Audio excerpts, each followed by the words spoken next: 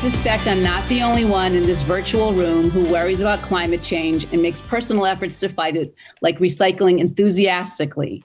As a former environmental attorney, I know it can feel futile to do all of this when the larger world seems headed in the wrong direction. But as we can learn from today's conversation, our organizations can be agents of change in this work. I'm pleased to welcome our speakers for this workshop: Jakir Manela, CEO of the Pearlstone Retreat Center; Alon Tal, professor of public policy at Tel Aviv University; Anna Dubey, leader of Hazon's Jewish Youth Climate Movement; Sue Salinger, executive director of Ekar Farm; Yoshi Silverstein, founder and executive director of the Mitsui Collective; Kari Alterman, program director for Jewish Life at the William Davidson Foundation; and Nigel Savage, president and CEO of Hazon, who will moderate. Nigel, the floor is yours. Leslie, hi, thank you so much for that introduction. This year has been an incredibly reactive year. This year has been about COVID. It has been about swiveling. For synagogues, it was, how do we do services for Rosh Hashanah and Yom Kippur? For Jewish day schools, it has been, oh my gosh, how do we do this? What do we do? But as 2021 starts, we will be in a circumstance in which we're in a new year, a new financial year. We'll be in a new 4-year cycle in American political life. A new president inaugurated on January the 20th. And gradually, COVID will be in control. There will be a vaccine, or we will adjust to it. And as all of this happens, our time horizons will again lengthen. And across the world, across the West, and across the Jewish community, we will once again start to think about longer term issues. As we do that, there will literally be no more important issue than the climate crisis. And even amidst COVID, it has become absolutely clear this year, with extreme heat in Israel, with the fires in California, that climate change is no longer something happening down the line or happening over there to other people. It's now actually biting in significance and impacting all of us. On the one hand, therefore, we can't ignore it. But on the other hand, we each of us feel overwhelmed as individuals, as institutions, as Jewish communal leaders. At Hazon, it has become clearer and clearer for us as an organization that not merely that Hazon's task, but to some extent, the task of the Jewish community is to effect systematic change over the next 10 years, so that within a decade, to step into any Jewish institution, it will be absolutely clear that to be Jewish is to work for a more sustainable world for everybody. Increasingly, as an organization, we see it as being analogous to the work of Jewish feminists over 5 or 6 or 7 decades. People said, why can't a girl have a bat mitzvah? Why shouldn't a woman be a rabbi? Why should any woman be paid less than a man? And it took a lot of work, a lot of people, a lot of organizations, both within and beyond the Jewish community, but now 50 or 60 or 70 years later, to walk into any Jewish institution as a girl or a boy or anybody else is different than it was then. Well, in relationship to climate, we don't have decades, we have years, but we have to effect that change.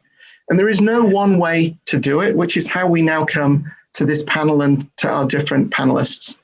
Because there is literally no one-size-all solution, because we each of us, based on who we are, what our institution is, what our platform is, need gradually to step forward. We've brought together a remarkable group of people who at different levels, in different ways, in different places, and with different backgrounds, have each at some level said, I may not be able to complete this task, but neither can I desist from it. And so we've asked each of them initially to speak for 5 minutes or so, to say a little word about who they each are, how they come to this work and what they've been doing. Well, thanks so much. Nigel, I often describe myself as an activist trapped in the body of an academic. And so I am a professor at Tel Aviv University, but I'm strongly involved in Israel's environmental movement. I think if we want to look to the future, it's always good to start with the past and how fortuitous or how appropriate it is that we are having this session the day after synagogues around the world read Parashat Noach, the story of the flood. Now, we often associate the flood with issues associated with biodiversity, and that's also something that makes sense. But when we think about it, some of the commentators take a look at the generation of Noah and pretty much attribute their obtuse, misguided moral efforts to the fact that they were part of the Iron Age, which somehow or other was really created the transition between a very sort of hunter-gatherer society to the agricultural civilization, which produced the huge numbers that we have today, which eventually led to the industrial and carbon-intensive society. But while they had this amazing technological evolution, their ethical standards and way of living did not evolve in parallel. And that's why they had that tremendous loss of legitimacy that ended in the flood. And one could almost do fast forward 200,000 years, if you want to, from that transition to say that we too have been part for the last 100 years of phenomenal technological development, but somehow ethically we haven't managed to catch up. And climate change is a way, and sadly, of the planet reminding us that we are pushing her beyond its abilities. Now, coming from Israel, I would say that in a sense, these are the worst of times, but they also could be the best of times. So when I say that it's the worst of times in Israel, indeed, this summer had the hottest days ever. We crossed for the first time, really, the 50-degree Celsius mark. I don't know what that is, 125 or something. We're talking about basically temperatures in which it is impossible to survive. We saw for the first time Jerusalem at its hottest night ever. And people, who usually could go out in sweaters when I was in law school in Jerusalem as a young man, now have to sit and sweat in the evenings because the temperatures are really changing. This year in Israel, we had massive floods and tragic deaths from people who were trapped in neighborhoods that didn't have the proper drainage infrastructure. And we've seen a rise, of course, in the intensity of forest fires, although nothing like California, certainly things that give us cause to scare. So there's plenty of reasons to be concerned. Now, I was very lucky this year to be asked to be the scientific advisor to the state comptroller. Israel has a whole office set up to review the integrity of government ministries' activities. And this year's major report is going to be, how is the Israeli government meeting the challenge of the climate crisis? And it's an amazing opportunity to see exactly how much we're doing and how much we're not doing. And so in some areas, we really need to do much, much better. But I would say this, that Israel, for the first time, went to Paris in 2015. And unlike other countries, you may know one, where Israel did not back out of the agreement and has no issue with the pressing and real reality of climate change. Science totally informs our decisions in this area. Now, we made some promises in Paris, which we took a long time to start realizing. But this year, for the first time, Israel has made a commitment to 30% renewable energy by the year 2030, which is a big, big step for us, considering that Israel is an energy island. We don't have anybody from whom we can import electricity. And solar energy does have this unique characteristic that it doesn't necessarily provide you electricity at night. So we're really having to look to a whole new way of storing energy, and we look to maybe a new fleet of electric cars. So there is some very, very exciting things happening here in terms of the way that government ministries are beginning to speak out, and we're starting to reach a consensus. And the most important thing about the Israeli climate debate is that we are not paralyzed by a right-left stalemate. We don't have that tragic, polarization between political forces. Everybody, I think, is with the program in terms of our need to change the way we live and act so that we can leave our children a planet with a stable climate. I want to just conclude by suggesting some specifics, which I would hope that the Jewish world could embrace. And what's neat about climate change as an environmental issue, it is the one issue where we all miss together. In other words, I could talk about biodiversity in Israel, but at the end of the day, that has a lot to do with our own regulation and how we zone and how we care about the natural world. The Jewish world can support us and support environmental organizations, but it's on us. But climate change, we all contribute. And so the first thing I think we need to realize is that as Jews, we could be doing more. I think we need to create a situation where it is expected that anytime there's a Jewish mission to Israel, and God willing, soon the flights will return and COVID will pass into the history books and we will be able to host all of our brethren and sisters again. But at that point, we really should have a solid program of offsetting so that nobody who flies to Israel contributes to the overall carbon burden. The second thing I think that Israel needs to be doing on behalf of the Jewish people is really to take the idiosyncratic and I think very, very special lessons we've learned in terms of tree planting in a dryland environment and apply that to the world. There is huge areas in the Sahel where there is massive desertification, loss of vegetation, and a tremendous need for afforestation and mostly reforestation. They don't seem to know how to do that. But in Israel, which has managed to make forests blossom in as little as 250 and 300 millimeters of rain, we somehow have developed this crazy technology, which we need to share with the world, because really sequestration of carbon from the atmosphere through tree planting needs to be part of the global solution. The third thing I would suggest that we need to do as a Jewish world is really together redefine our relationship to meat. And if anybody has not read the book by Jonathan Safran for We Are the Weather, we'll go out and buy it now, because this really, to me, is the definitive statement. It has been translated into Hebrew, and it's an example of how we in Israel can learn from the Jewish community in the world. But I think in today's world, the notion that we have to have a chicken on a Friday night is antiquated, and it's against what the Almighty would expect of us. Because when the planet had maybe 1 or 2 billion people, we could have the luxury of eating meat. But right now, we should only kind of meat we should be eating is Beyond and Impossible burgers. So those are things that I would really suggest of all of you, and anybody who can put solar panels on the roof, get with it. Certainly every synagogue needs to be energy and carbon neutral. So those are just some specifics we need to do to take this tremendous shared commitment to save the planet on behalf of God, who gave us this little corner of the world to take care of and do better. And surely we can do better. I salute all the people who organized this session, and thank you for letting me be part of it. Alon, thank you. Thank you so much for that. You made reference, as it were, to our children. And I'm really happy next to turn to Anna Dubey. We have all of us been inspired and provoked by Greta Thunberg in the last 2 or 3 years. At Hazon, we have helped to nurture this year a Jewish youth climate movement. And there are a growing number of Jewish teenagers across certainly North America who have started to connect with each other because they care very, very deeply indeed about this issue. And truthfully, because L'Shem Shemayim, in a good way, they want, I think, to rattle the cage. They want to challenge Jewish institutions and Jewish leaders as the next generation. And as a community, we're always interested in the next generation and leadership, to say that we need to be doing more. So Anna's one of the leaders of the Jewish Youth Climate Movement. She's a teenager, she's in high school.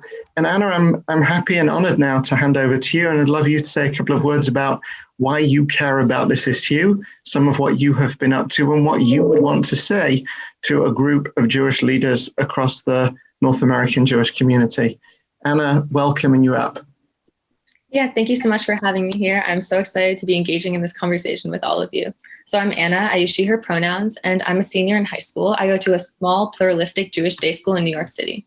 And so I got into this work because in 2017, I actually remember the exact day, I read the headline of a news article stating that we had only 10 years to mitigate the most catastrophic effects of climate change. And I remember thinking that 10 years, I'm only going to be 25 10 years from now. And that's when I realized that no matter what I do, climate change will have a massive impact on the rest of my life, starting even in my young adulthood, even when I'm 25 or even younger than that. So until that point, I had a very compartmentalized view of climate change, like I think a lot of teens and other people unfortunately still have. It was the idea that some people care about architecture, some people care about tap dancing, and some people care about the environment. But reading that article was when I had the realization that climate change is something that will impact all of us, whether we choose to care about it or not. So that reasoning is part of what led me to the Jewish Youth Climate Movement, which was founded by Hazon in early 2020. JYCM is the first Jewish youth-led movement that's designed to advocate for climate action. Some of our goals are to use existing Jewish values as a motivation to fight the climate crisis, to increase Jewish engagement with the environment as a whole, and to give Jewish youth a voice in the broader climate movement.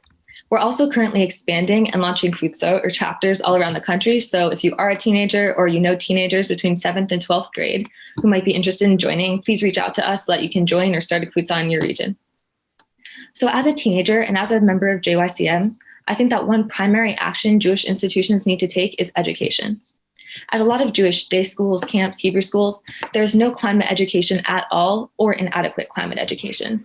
For example, at my Jewish day school, there are optional classes you can take or extracurriculars you can get involved in if you want to be one of those people who cares about the environment. But again, that reinforces the idea that the environment is something you can choose to care about or to not care about. So in my opinion, every Jewish day school or Hebrew school, or really every Jewish institution that works with youth, needs to institute a mandatory climate education curriculum. And it's not just about the education itself, it's also about how they educate, what they include in that education. So I often see Jewish institutions, if they embrace any environmentalism or environmental education, getting hung up on individual action. So maybe they'll hold a park cleanup or teach congregants how to recycle, but it often stops there. And there's no discussion of what people can do beyond that. And I think that's really damaging in a lot of ways because it leaves people feeling satisfied that they've done their part when there's still much more they could be doing.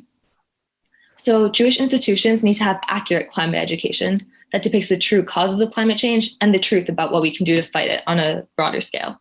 So this education needs to include systemic change, the systemic change necessary for us to fight the crisis. It needs to talk about the systems of oppression that perpetuate the crisis. And one more really important point it needs to talk about is environmental racism. I recently heard a powerful sermon delivered by Rabbi Angela Buchdahl about the role of race in the Jewish community. And she pointed out that about 1 in 7 Jews in America are Jews of color. Yet in a lot of Jewish communities, there's still this idea that there's a Jewish look, that the Jewish community is not as racially diverse as it obviously is.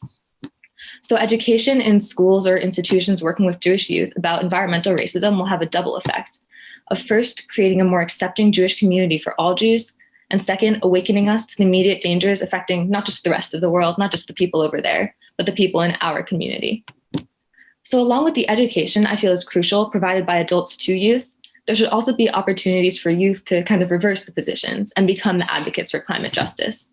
Youth are already leading the charge against climate change worldwide, and Jewish institutions need to give youth the opportunity to stand up and be the leaders in the fight that will define their lives.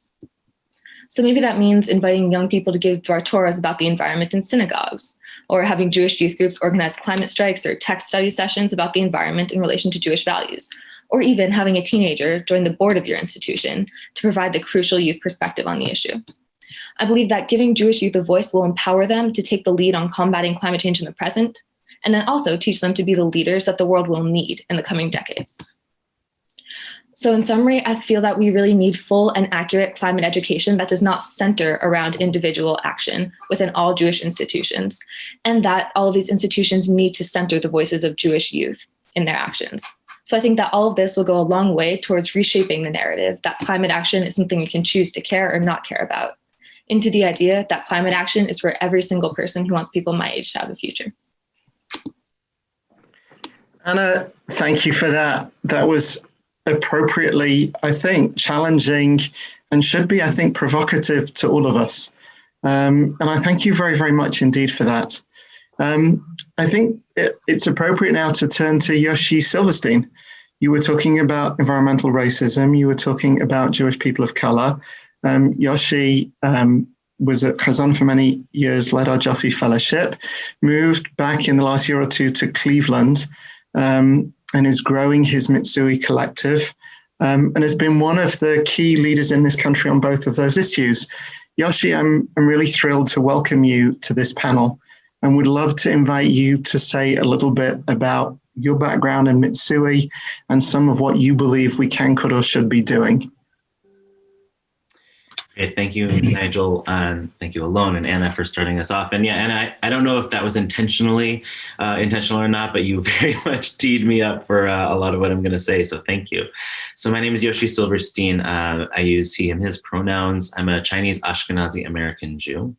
I currently live in Shaker Heights, right outside of the Cleveland proper, the city itself, which of course is part of the very purple Cuyahoga County, which every election cycle is a pivotal location. And I would be lying if I said that wasn't at least part of why we moved back here.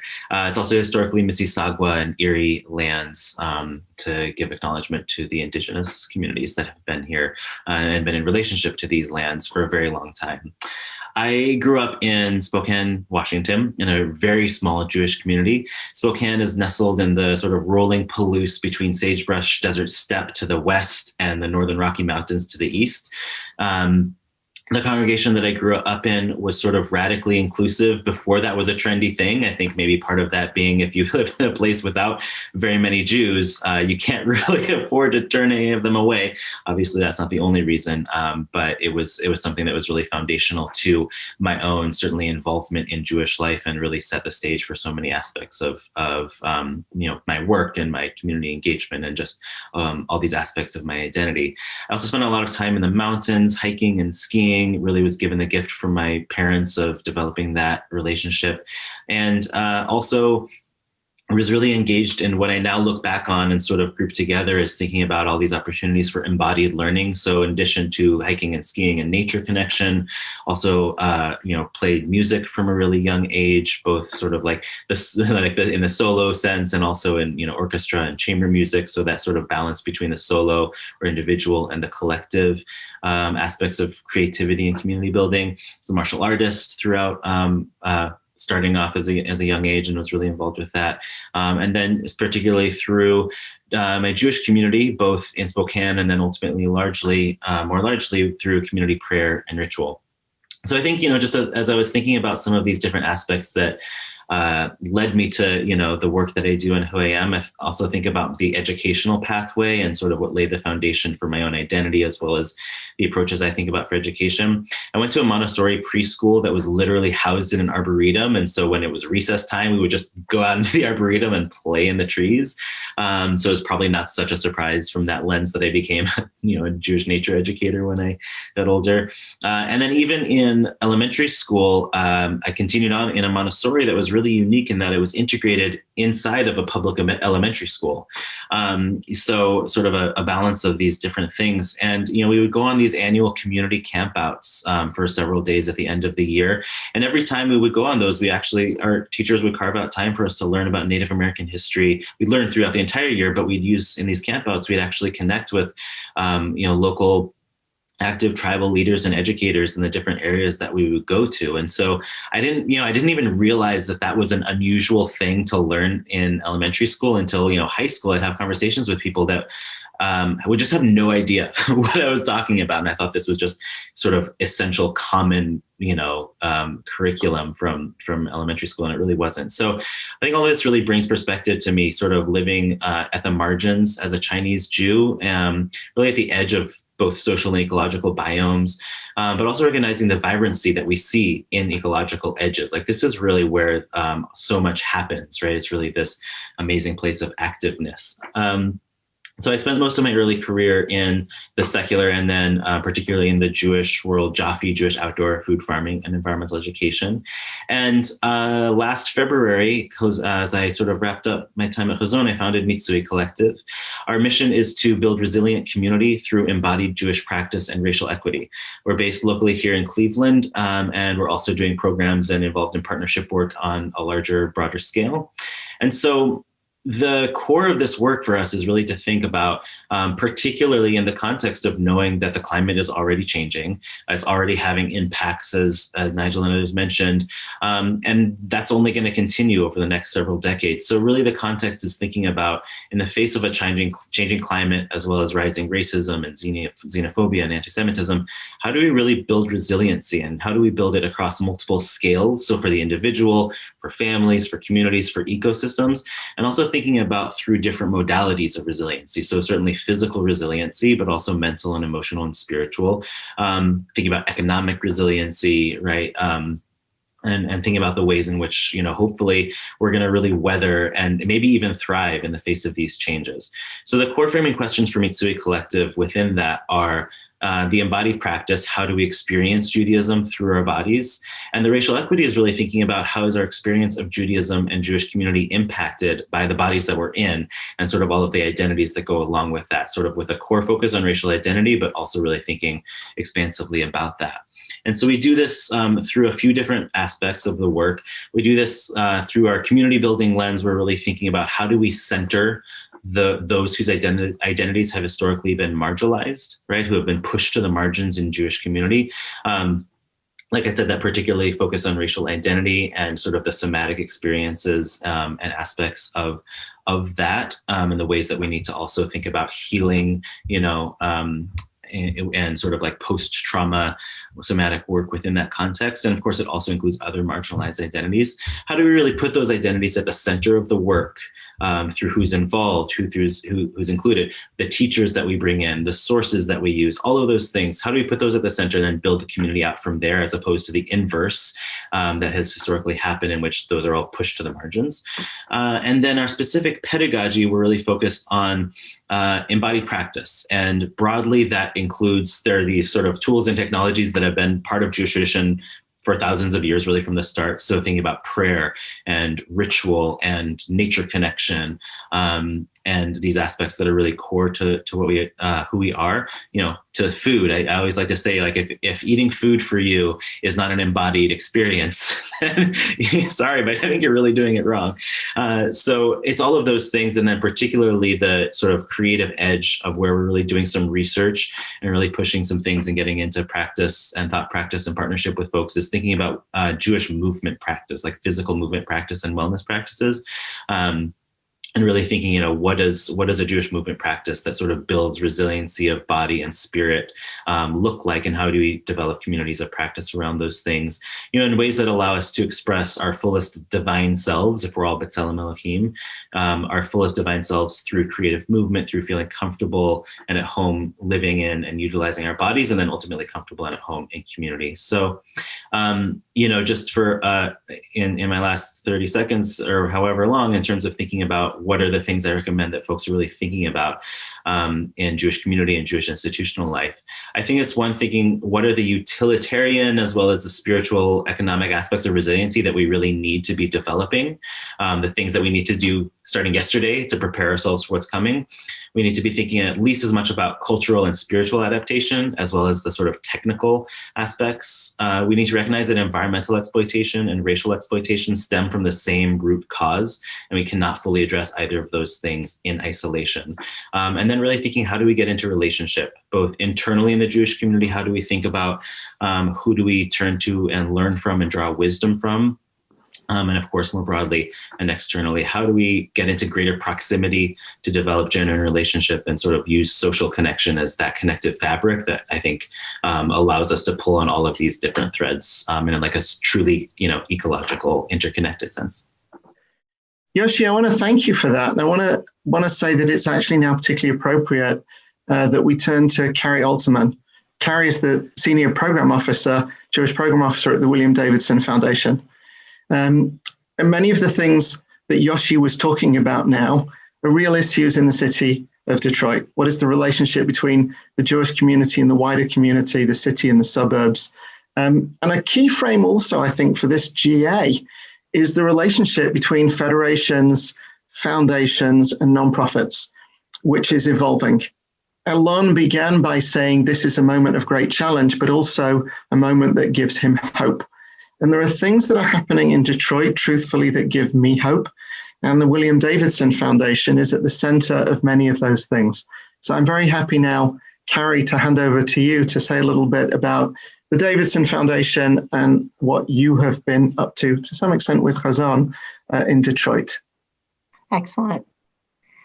Thank you so much. Good afternoon, everyone. As Nigel said, I'm Kari Alterman, Program Director for Jewish Life at the William Davidson Foundation here outside of Detroit, Michigan. And I really appreciate, Nigel, the invitation to speak with everybody today and to be a part of such a wonderful panel and this virtual GA. So I've spent the past 25 years working in the Detroit Jewish community. And many years ago, when I was an outreach professional at the Federation, one of my projects was creating new affinity groups. And in around 1997, we started Teva to work together as a Jewish community on shared issues of concern and interest on the environment. Because I cared then and I care now about the world we're leaving our children and our obligations and opportunities in leaving this earth better than we have found it. And of course, the knowledge that each of our actions, as you heard from our panelists already, both large and small, can make that difference. Together with wonderful lay leaders, I remember writing a Tu B'Shvat Seder, which I hope I can find in the archives at the Detroit Federation.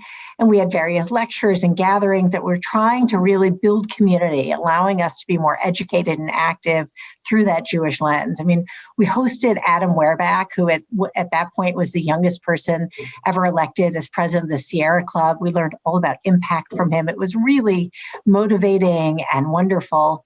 But at the end of the day, we didn't really get the traction we needed to actively make a difference in the Detroit Jewish community. And Teva eventually merged into what was then Kojal and remained a small Detroit entity for a few years, but kind of petered out in time. So I've been with the foundation now for almost 5 years. And just before I joined, the board made a commitment to bring Hazon to Detroit.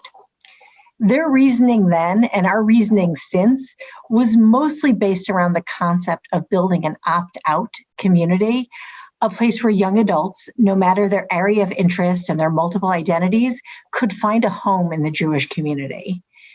We believed, and continue to be assured by numbers and quality of program, that emerging adults cared deeply about the issues that Hazon champions.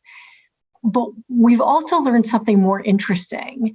Hazon doesn't just appeal to our goal demographic of millennials and Gen Z, it really appeals to the community as a whole. In fact, unlike Teva, Hazon is not a fringe or an outgrowth of the Jewish community, it's become the center of the community. So Jews of all backgrounds, beliefs, and ages have found that home. And as you know, Yoshi, it's great to hear you talk about Cleveland because like Cleveland, Detroit's an old school, pretty conservative, small C Jewish community. But in just a few short years with dedicated partnerships through the Federation and other traditional organizations, we've seen Hazon become so central. They bridge the gap, as Nigel was saying, between city and suburbs, affiliated and unaffiliated, Jewish, not Jewish, Jew adjacent. We now are starting to realize and understand that doing this work is an incredibly efficient way to accomplish multiple goods at the same time. Hazon's work moves the foundation's goal forward in strengthening both the Detroit Jewish community and the fabric of life in Detroit in general. I would call that a true win-win. So none of this, I do have to say, none of it would be possible without the vision of Nigel and the work initially of Sue Salinger, who I'm pleased to sit on this panel with, and now Ren Hack and their amazing teams. We couldn't imagine a community now without Hazon partnering with agencies throughout this community. Prior to the pandemic, Hazon had the secret sauce for gathering Detroit Jews, something that really hadn't been happening for a pretty significant period of time. They were bringing together 5,000 people each summer at the Jewish Food Festival. They were helping to lead certified Jewish communal buildings. Everyone began seeing Hazon and environmental justice and climate awareness as a need to have, not a nice to have. And since then, they've made it their business to find new ways to bridge community, assist those in need while representing the Detroit Jewish community and our desire to make the world a better place. So while I'm here representing the foundation, it is important to note that we don't fund environmental causes or climate change action or ecological programs. We fund programs that build Jewish community, that strengthen the fabric of peoplehood, bring together diverse members of the Jewish world. And that's really what Hazon does, and why I'm proud to be here representing a sponsor and one of the funders for Hazon. That's really what we want the rest of the world to see, that this work can be done in a unifying way across denominations and generations, and it can and should unite us rather than divide us any further. So with that, I say thank you. I'm going to turn it back over to Nigel, and I look forward to the rest of our afternoon together. Kari, thank you. Thank you so much. What you said just now was so generous. And I want to really genuinely put it back. I think it has become clearer and clearer to all of us these last 5 or 10 years that we are part of cultural and organizational ecosystems. And it's not foundations or federations or nonprofits. It's really genuinely all of us working together and starting to animate and catalyze the Jewish community as part of the larger fabric of this country and of the world, so that together we actually, as it were, punch above our weight. That's why I'm also exceptionally happy now to go over to Jakir Manela at Pearlstone in Baltimore. Thank you so much, Nigel. It is an honor to be here with you, with everyone on the call, and amazing panelists. So deeply resonate with what everyone said, and very much see so much admiration and respect for you, Anna, and for everyone that's leading from the front lines in the youth today. As Nigel said, I am the CEO of Pearlstone, the Pearlstone Center just outside of Baltimore. I came to this work really coming up through the field, the Jewish environmental education field, the Jaffe world. Met Nigel many years ago as I started that journey. It has been an amazing adventure, and particularly now, in a session like this, in times like these, really understanding that our work is holy and sacred, and that we all have a really solemn and sacred and joyous opportunity to create a bright future. And I really want to thank everyone for coming to this session, to making this the conversation, the important conversation it is. I'm also a board member for Hazon, and really, really honored to support that amazing organization and the work they do. We are a 180-acre Jewish immersion and engagement campus. We've been the Associated acquired the land about 60 years ago. It is land that, according to our research, was inhabited by Piscataway and Susquehannock tribes years ago, and we have built a partnership with the Baltimore American Indian Center and do more and more education around Indigenous peoples as we learn our history and take it seriously.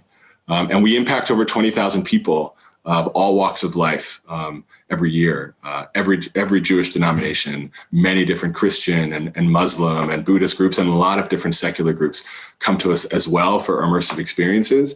And we also run a really wide variety of Jaffe programs, from day camp and overnight camp, congregational Hebrew School on the Farm programs, day school programs like Teva. And even during this pandemic, we actually are running an outdoor school called Farm and Forest School, that in the midst of all this challenge, we have over 100 kids coming from many different public schools and private schools to be on the farm, in the forest, inspired Jewishly during this time. We also really try to walk the walk. We have a stewardship team that runs our 10-acre certified organic farm. We're doing a lot of reforestation work on our 180 acres, meadow restoration, stream restoration. And we also have a community sustainability initiative that for the past 10 years has really worked to empower and mobilize the Baltimore Jewish community to reduce our carbon footprint and really respond to the climate crisis and the environmental values that our tradition holds so dear. We have a green loan fund that over the last 6 years has put out over 17 loans totaling almost $750,000 that every year cumulatively saves our community $250,000 every year in utility bills and reduces our carbon footprint in really significant ways. So a green loan fund has been a really impactful initiative that we've taken. And in fact, at this point, we're now opening it up not just to Jewish organizations, certainly not, it's never been just Federation agencies, it's always been to all Jewish organizations. And at this point, we're opening to all faith-based organizations in the Baltimore area. We also have a bunch of greening work we're doing on site. We're about to install solar panels on all of our rooftops. We are looking to do a larger solar field on our campus. We have a initiative that for just regular community members, not institutions, who want to support solar power but don't have a site where they can put solar panels on their rooftops. You can buy into a partnership we have with a local company where you can save money on your utility bill and support renewable energy. And in partnership with the Associated, to their great credit, we have organized our Federation community to make a 20-year commitment to a solar developer where we are creating a 12-acre solar farm that will provide 50% of the energy used by all the Associated Federation buildings from renewable energy. The solar farm would not have existed without this 20-year commitment. We at Pearlstone have committed 75% of our energy to come from that solar farm, and that plus the on-site work that we're doing will get us to be 100% renewable energy, which really is, I think, the model for all of us as we move forward.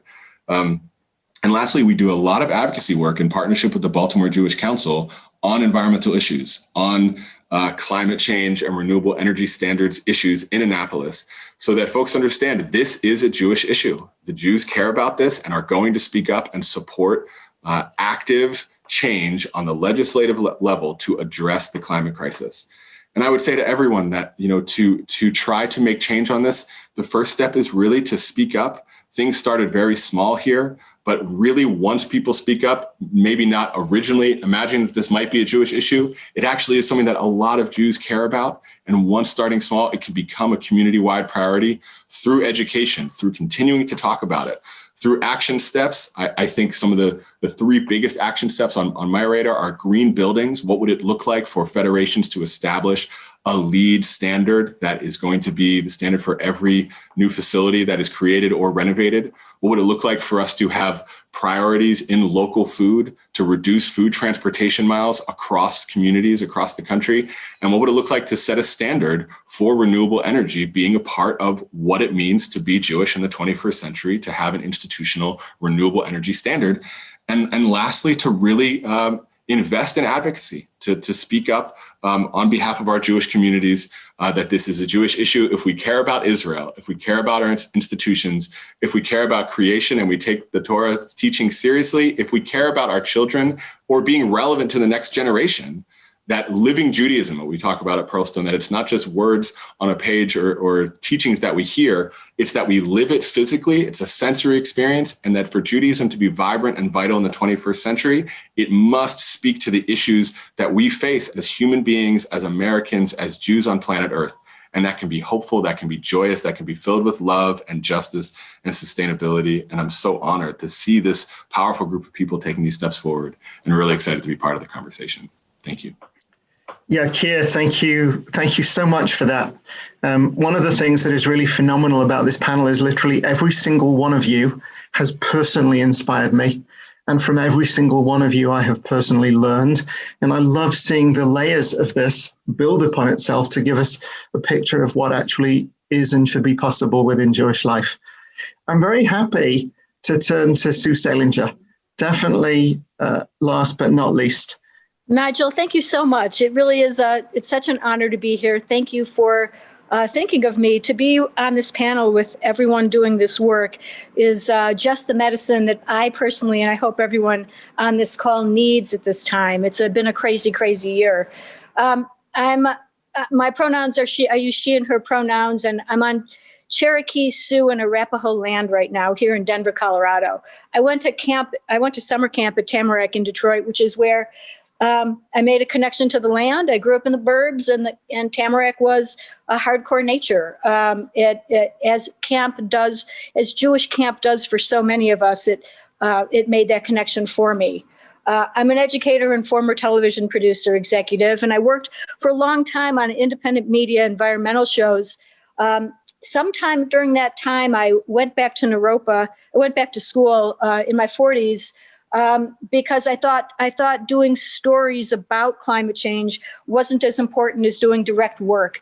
And I studied with Reb Zalman Schachter Shalomi of blessed memory, who gave me the assignment, as he gave so many people that came into his circle, of fixing the climate from a Jewish community change perspective, to really reach into our deep well of tradition and take on the responsibility of making sure we have a planet that we can live on and that our children can live on.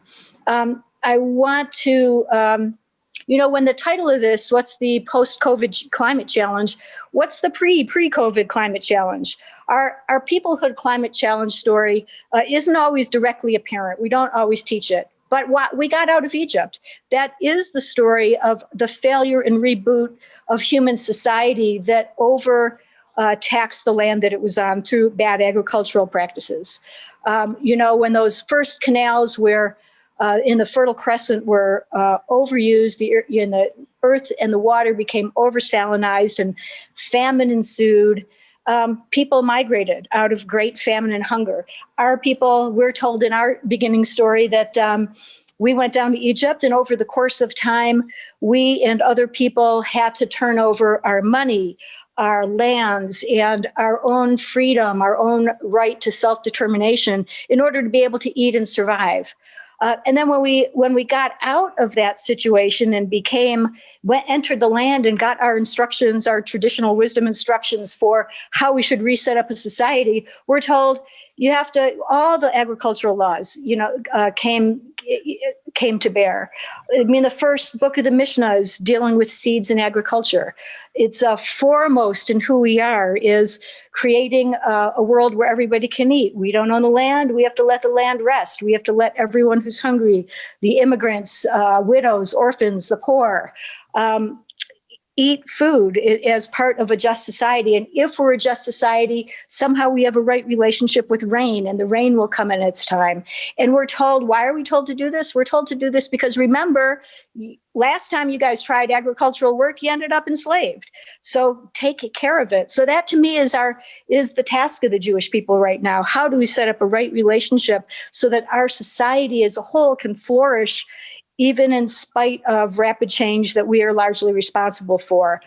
The COVID climate challenge here in Denver, as you know, we're in the middle of the worst fires in our history in Estes Park. Thank God it's snowing right now, kind of blizzarding out the window. Super important that the snow is here, but we're in along with the West, we are in a multi-year mega drought. And it doesn't seem like we're going to get out of it anytime soon. During COVID, Ekar is a 2-acre farm. We're a mini Pearlstone. When I grow up, I hope I can be as successful as Jakir has been with his project. We are a farm that serves the Jewish community. During COVID, we joined with the Federation and with many of the congregations that we work with to try to make sure everyone has enough to eat, to try to make sure we could grow extra food. Normally, we teach, we educate. We have 4,000 people a year, mostly school kids. But all congregations come out to celebrate holidays. I mean, almost all of our holidays are agriculturally based. Shabbat is gorgeous on a farm. In fact, if you're studying the rules of Shabbat, they really become apparent on the farm because so much of it is agriculturally based. What is coming out of COVID for the Jewish community and the wider community is a vastly strengthened safety net. We've been taking meetings. We've been one of the only Jewish groups on these city and statewide calls all year from the hunger relief community, which is multi-institutional, it's cross-sector, it's been amazing to see everyone that we would have wanted to be around the table for climate work, for hunger work, for poverty work.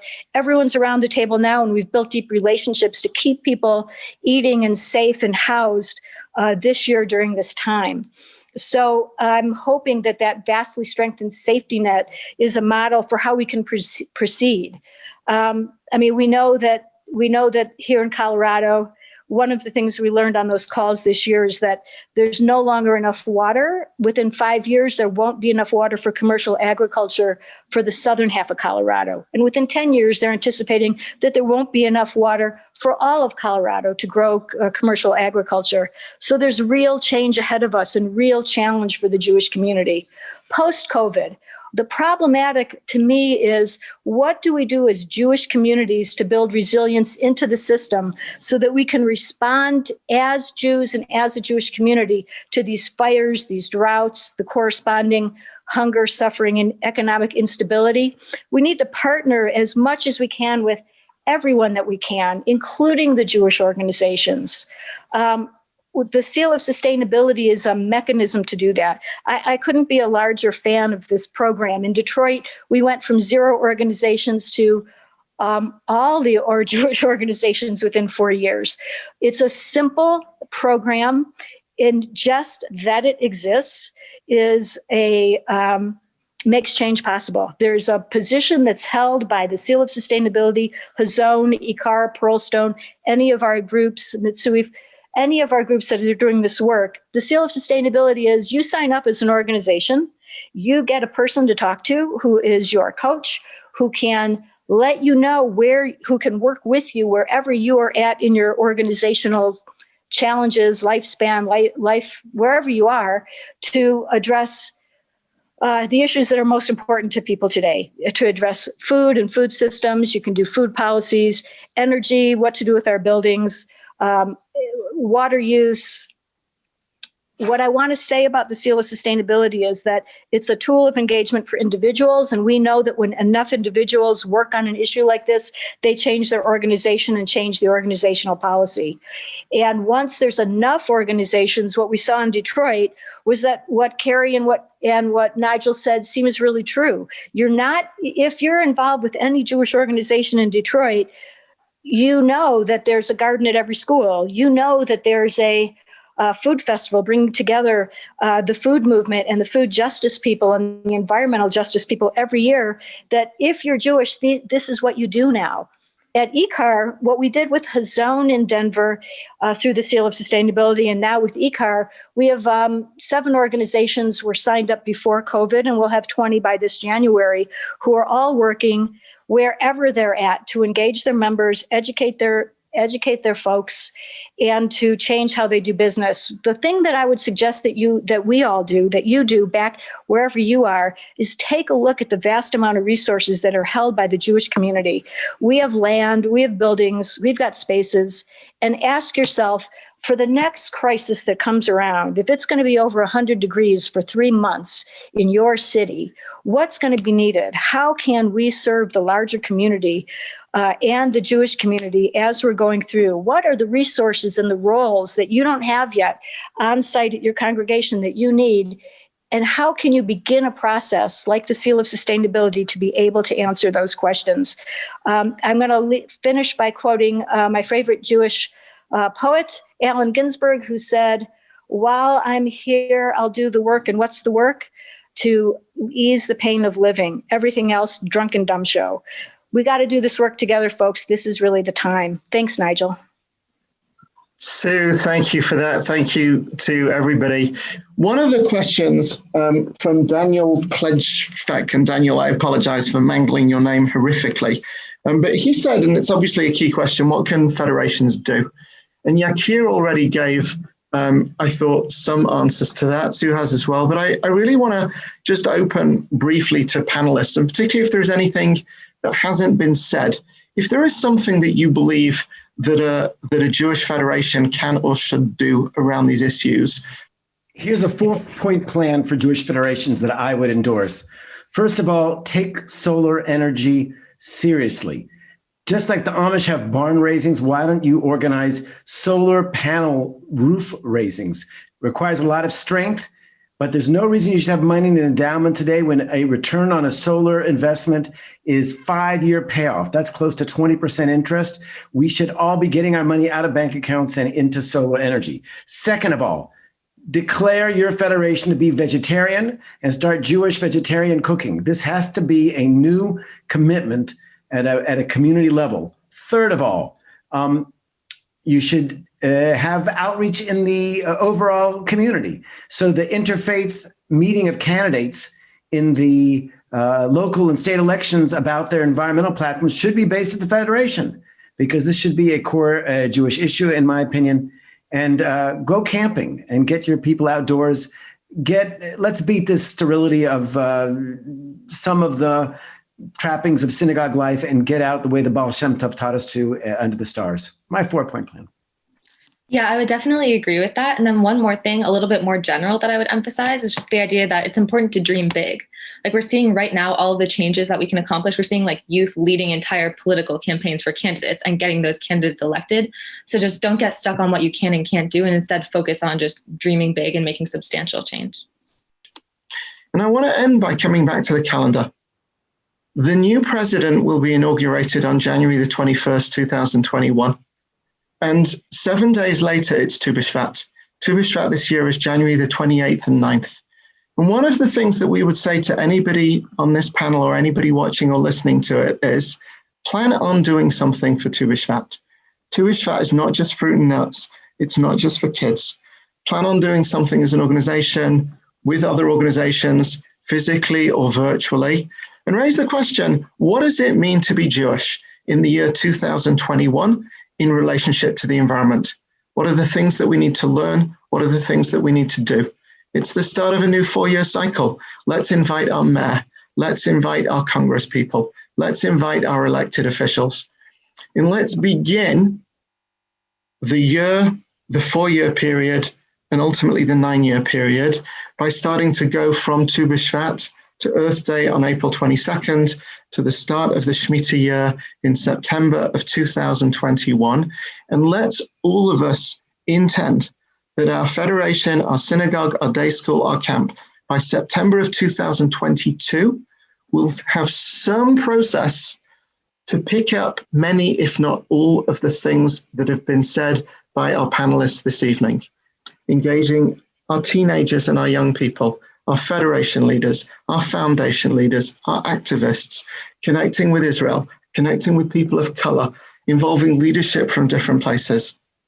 And let me therefore finally thank every single one of our panelists. Every one of you is an inspiration to me, really genuinely. I say that really, really seriously. And a particular thank you to JFNA and especially to Beth Cousins.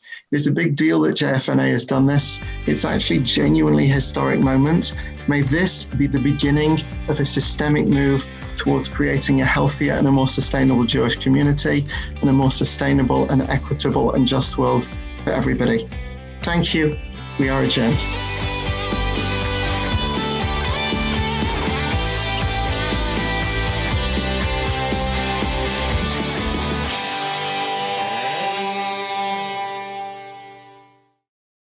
We would be pleased to send a complimentary DVD of this program to anyone who wishes to support JBS with a tax-deductible gift of $36, double chai or more.